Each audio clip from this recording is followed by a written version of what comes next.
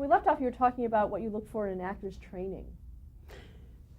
Well, it's quite important that you see where an actor has studied and his preparation. And naturally, my eyes and ears light up when I look and I see Actors Studio, Lee Strasberg, some of the other great, great teachers in New York and LA, and also regional theater means a lot to me because most of our really exceptional actors and actresses spent a lot of time in regional theater, playing a variety of characters and also enhancing their craft and their security as actors so that they're not limited, to play. They can tackle almost any kind of part. Now, a slight contradiction to that is that just because somebody studied with Sandy Meisner or Herbert Berghoff doesn't mean they're necessarily a great actor. So the final examination is in the reading, looking at film sometimes. Of course, what the director finally offers the actor when he comes in to help him, a Sidney Pollack or a Mark Rydell, they were actors. They were teachers as well. So they have a particular affinity, the way I do, of making actors feel comfortable and giving them information that's useful instead of the standard questions, well, what have you done? Because credits are important and preparation is important, but you're dealing with the moment. You're dealing with a specific character. And that's why throughout most of my career, I love it when I can travel to the outskirts, to little towns in Montana, go up to Seattle where they have a great regional theater, the Arena Theater in Washington, Louisville has a great theater. And talent exists everywhere, but some people don't have the courage to leave and take risks.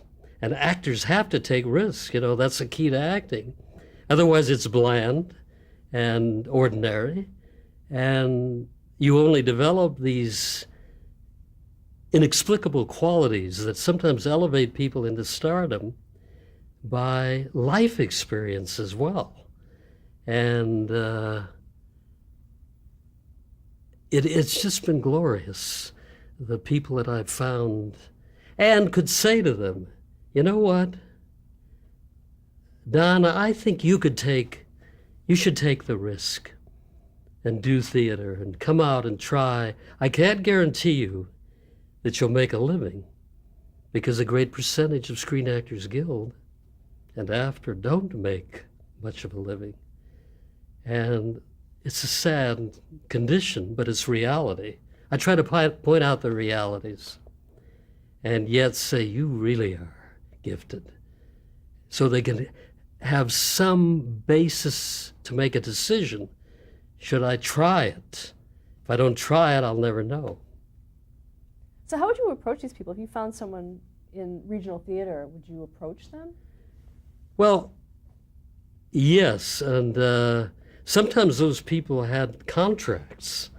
It's like, and I know I'm getting into a feature, I was doing Deliverance, and I knew about Ned Beatty at the Arena, and I'd seen Ronnie Cox on Broadway. A director named Ed Sheeran had brought him to my attention. And when I called Ned, he said, Lynn, I can't come in to meet John Boorman on Deliverance. I'm doing plays here. And ultimately, and there's a story I won't go into, it goes on and on, but about when an actor we wanted, who wasn't an actor, by the way, had never acted for the role in Deliverance, you know Deliverance at all? The sodomy scene. I called Ned, and somehow we worked it out. And that was the beginning of Ned Beatty's film career, I believe. But you have the strangest things happen to you on location. And it may only be a one-time experience, that an actor or a child is perfectly suited and listens, and it may be a one-shot, or it may be leading to an entire career in film. So that's the fun, the surprises. How closely do you work with the director on casting? What was that? How closely do you work with the director? Well, the on casting? director, I want to emphasize, is the final voice.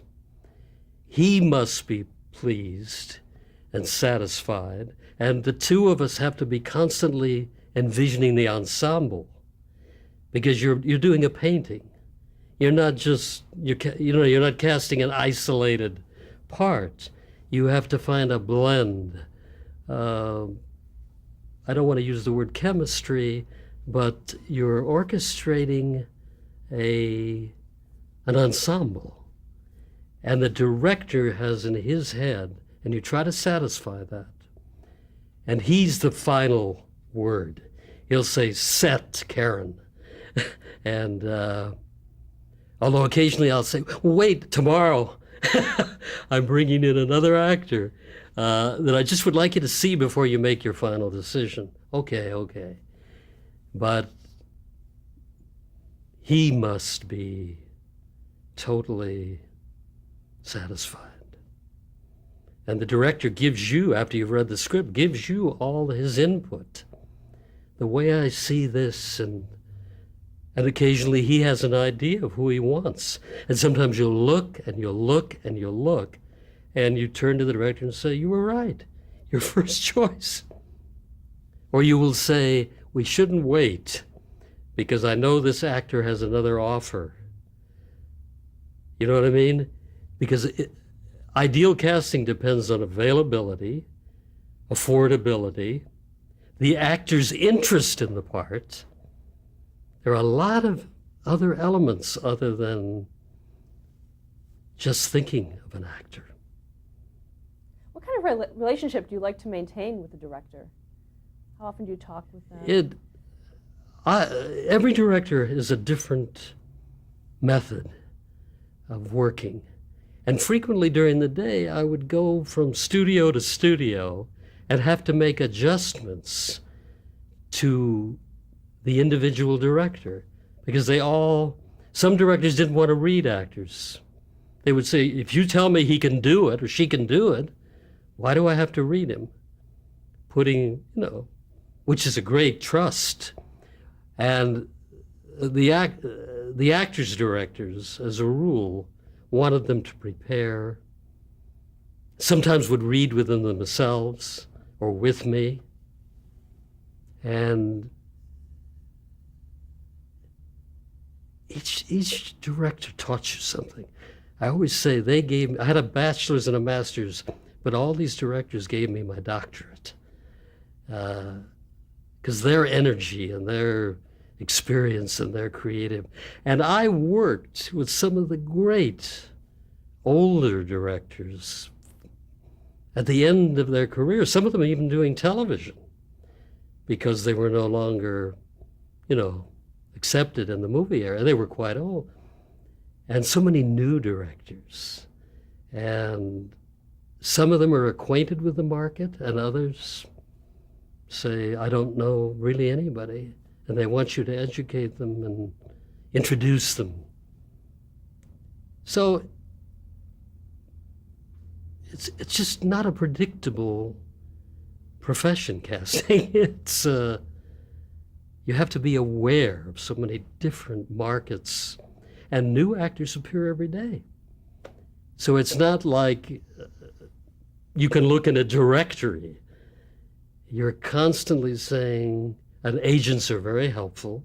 They'll say, "Lynn, there's a new actor in town who you should know." And you find these people that have just come on the scene. Do you do background checks of any sorts on your actors? No, but I'll tell you what I have done. If there's a reaction in a movie, the director will say, I don't want an extra, and take a chance that that extra, some extras have acted. He will say, I want an actor. You know, it might be a cut to a reaction to something that the major actor is talking to. Or it might be one line. And we will take as much time and care, believe it or not, with that one line or that reaction. We don't slough anything. There must be no compromise. Every frame of every film, be it television or a feature, has to be filled with life. And audiences are very sophisticated. They pick up on false notes. And that's why there's such care taken with casting, all casting. And I admire all the casting people who do this, because it's not a by-the-book experience. How do you feel about an actor who, say, does not fudges their resume or gives you inaccurate information? How does that affect you? If an actor, say, doesn't lists false credits on their resume or does something like that? Yeah, you know, I think there's a great integrity overall in our business, and that actors do not mislead you. And I find that you can find actors in so many different ways, through directors, theater directors, through people who are casting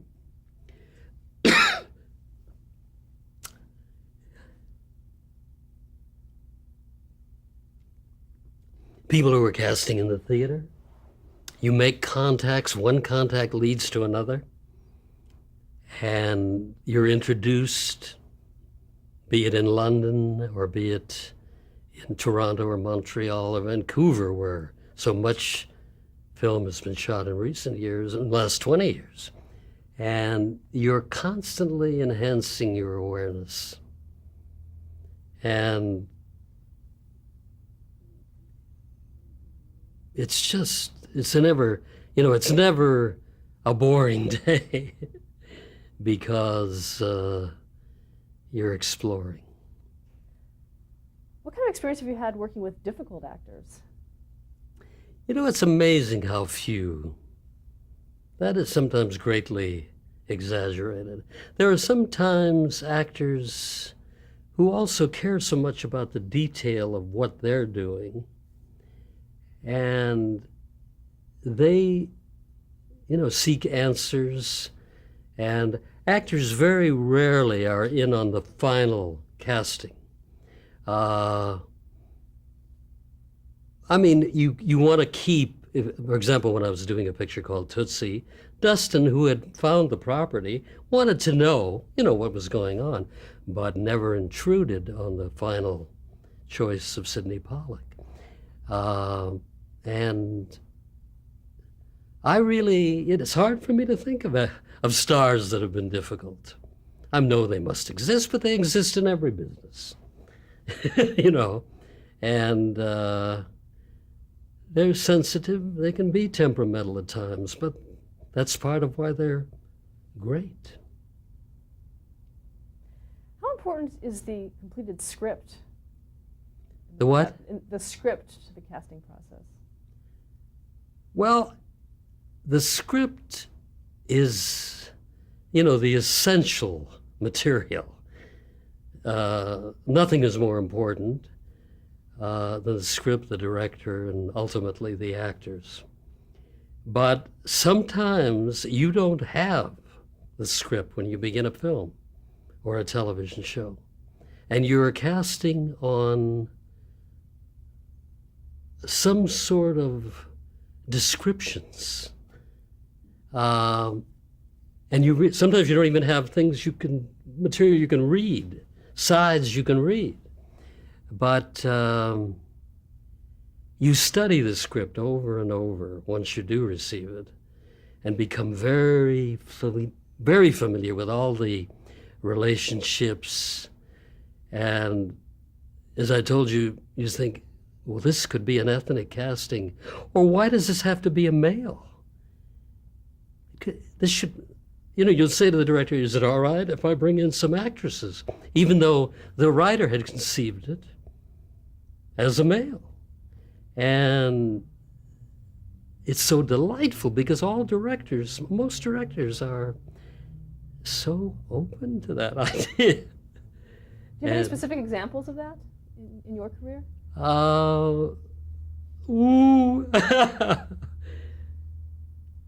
Let's come back to that. Well, I mean, take LeVar Burton in Roots. I don't know if I talked about where he came from, because I had sent out to all the universities. That's another source for young people. I'd sent out a breakdown of what we were looking for in the younger roles. And, UCLA, USC, all over the country. Northwestern has a great drama school, naturally all over the New York area. And when you do that, the director sometimes will turn to me and say, he's never done film, and you want him to play the lead? And I say, please, meet this young actor.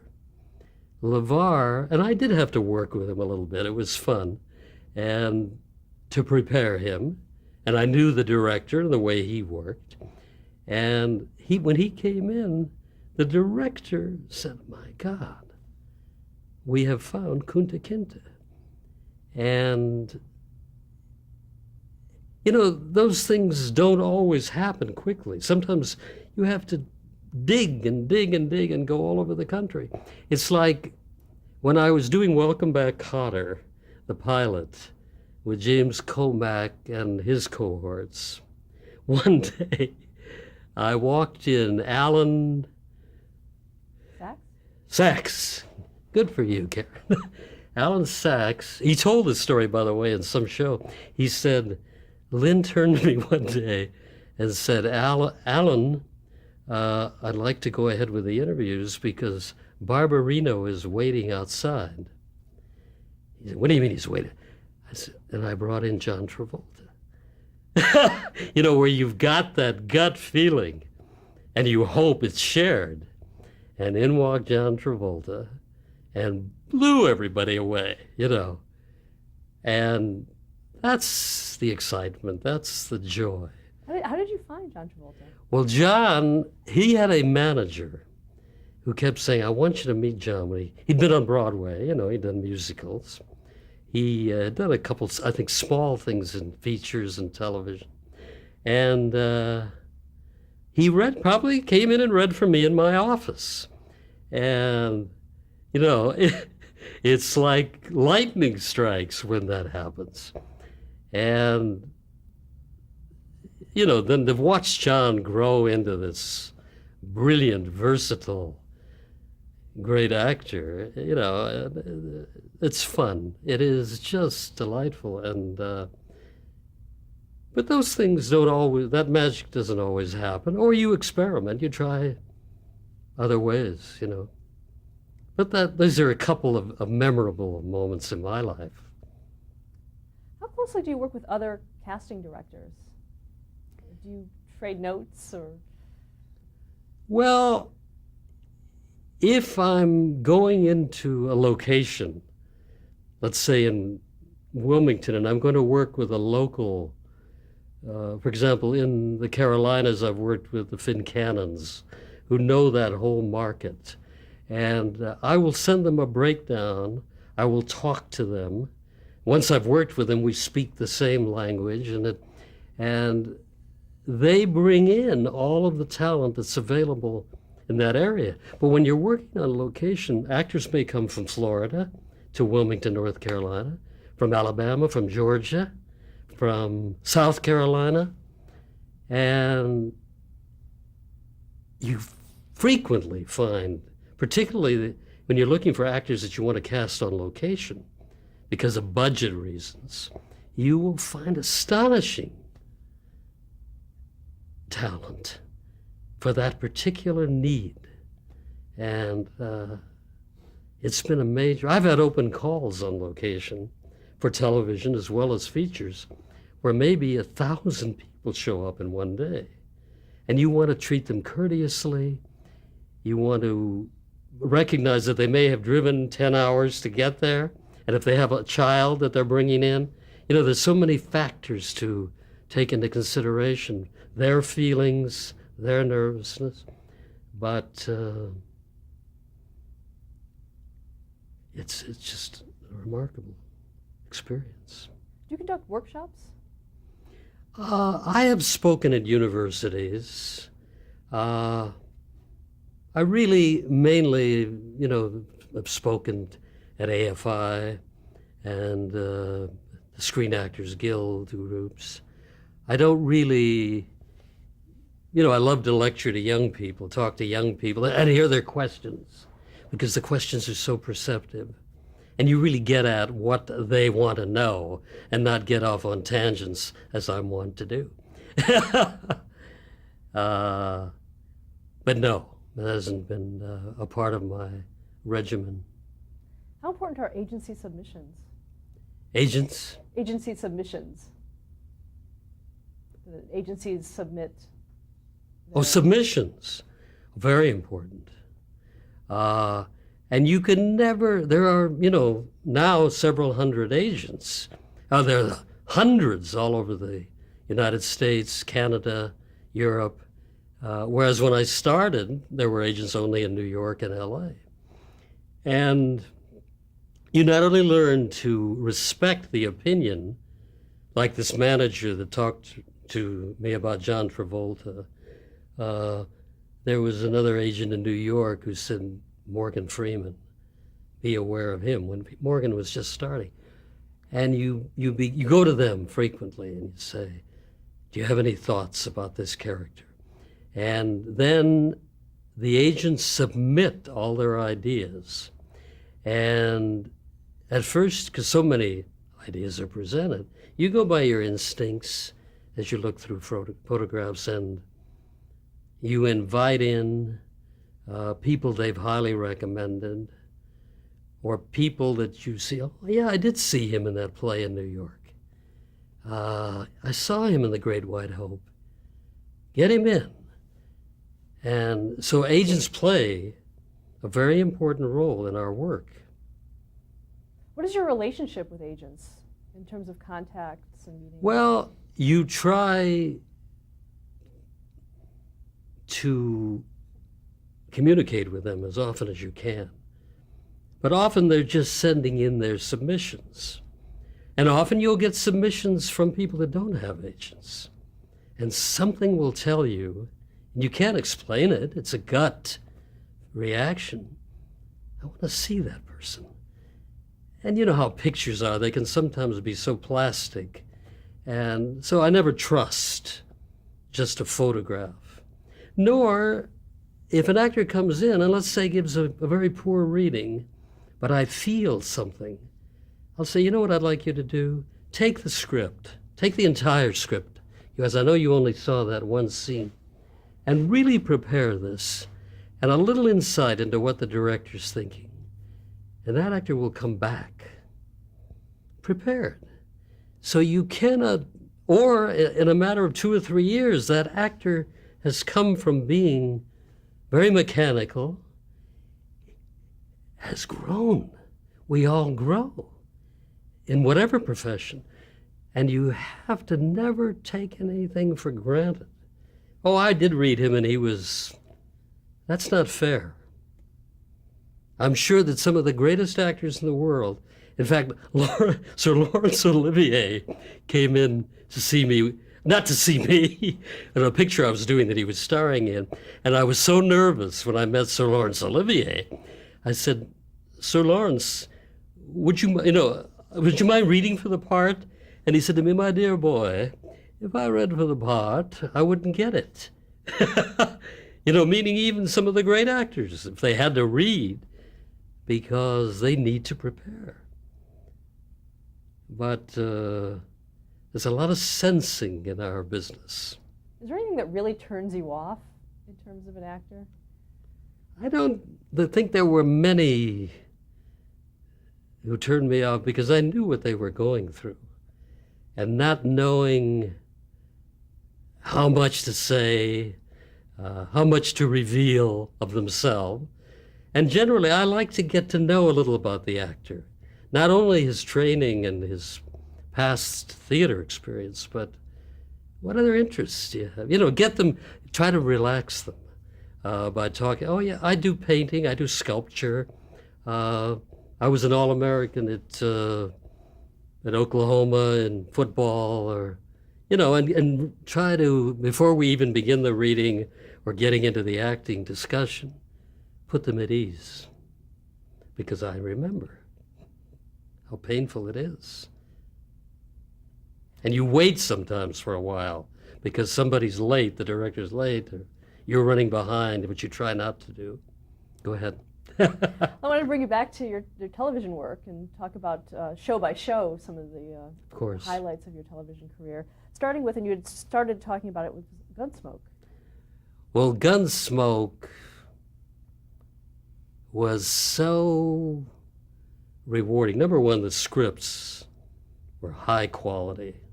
The directors were top of the line. And as I told you, they were open to meeting new people and not just doing the sheriff or the storekeeper. And well, one day, an agent who I had great respect for said, "Lynn, I want you to meet somebody who just got in from Texas." And he brings in this enormous actor.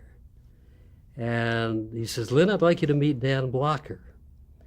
And Dan comes in, and he reads for me, and I'm mesmerized. He's a natural talent. Oh, I think Dan had done some preparing. I bring the producer in, and he reads for the producer, and I turned to the producer after Dan left, and I said, "I'll set him, right?" He said, no, wait a minute. And I said, "What?" "I have to make sure we can find a horse big enough to accommodate Dan Blocker." You know, and you'd hit those strange things. We found the horse. And then, of course, Dan went on to be in Bonanza and, you know, and sadly passed away too young. But, and that's it. He was open to it, this producer, this director. They're open, you know. He probably was his first piece of film. Let's stop there to change the tape. Okay.